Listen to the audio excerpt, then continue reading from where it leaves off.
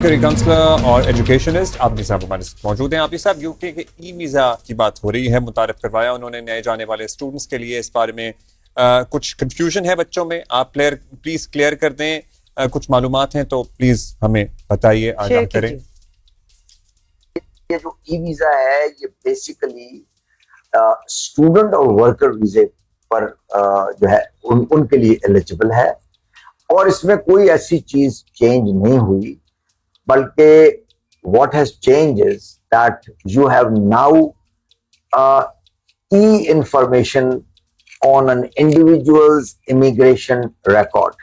समझे आप, ये एक नई चीज आई है।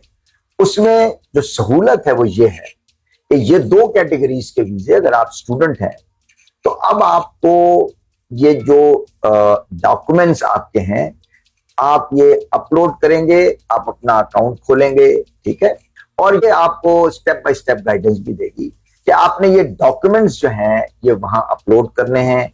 एज यूजुअल आपने अपने अपॉइंटमेंट लेना है बैक से, वीजा एक्सेस सेंटर से, वहां जाना है और वहां जाके अपने आप को पेश करना है, बायोमेट्रिक्स कराने अपने। और जो दूसरी बड़ी चीज है वो ये कि पुराने सिस्टम में आपका पासपोर्ट रिटेन कर लिया जाता था, और जब आपका रिजल्ट आता था या आपका डिसीजन होता था, पासपोर्ट पे स्टिकर लग के आ जाता था, या वो पासपोर्ट वापस आता था with rejection letter with reasoning और व्हाटएवर। यहां पर यह है कि आपको आपका पासपोर्ट वापस कर दिया जाएगा, स्कैन कर लिया जाएगा और आपका वीजा थ्रू ईमेल आप तक पहुंच जाएगा। आप जब अपनी अकाउंट में जाएंगे तो आपको आपका वीजा वहां नजर आएगा, आपकी तस्वीर, उसकी वैलिडिटी, जो कुछ इंफॉर्मेशन आपने प्रोवाइड की है as an identity of that, आपको वो वीजा नजर आएगा और आप थैंक यू फॉर सारा प्रोसेस वैसा ही है।